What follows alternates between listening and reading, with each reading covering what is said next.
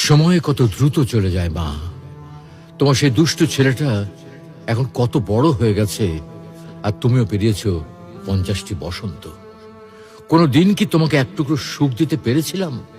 কেবলই মনে পড়ে তোমার সঙ্গে বিনা কারণে রাগ করে কথা বলার মুহূর্তগুলোর কথা। মা, মা, আমি ছোট, অবুঝ আমি তোমার কাছে। আমি তোমার সন্তান মা।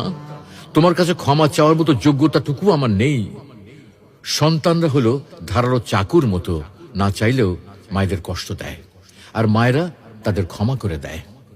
শুনেছি মা আর সন্তানের মাঝে অজানা একটা বাঁধন থাকে, যে বাঁধনের কারণে মা সন্তানের কথা কোনো মাধ্যম ছাড়াই শুনতে পায়।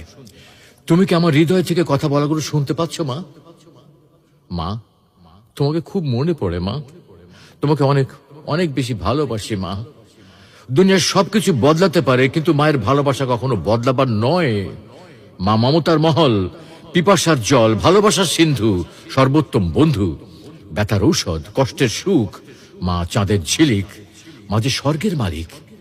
মৃত্যুর জন্য অনেক রাস্তা আছে, কিন্তু জন্ম নেওয়ার জন্য আছে শুধু মা। মা এমন একটা সম্পদ, যা হারিয়ে গেলে পৃথিবীর কোথাও আর খুঁজে পাওয়া যাবে না। ভালোবাসতে সবাই পারে, তবে মায়ের মতো কেউ ভালোবাসতে পারে না। আমার প্রথম স্পর্শ মা, প্রথম পাওয়া মা, প্রথম শব্দ মা, প্রথম দেখা মা। মা আমার জান্নাত, তুমি আমার জান্নাত মা।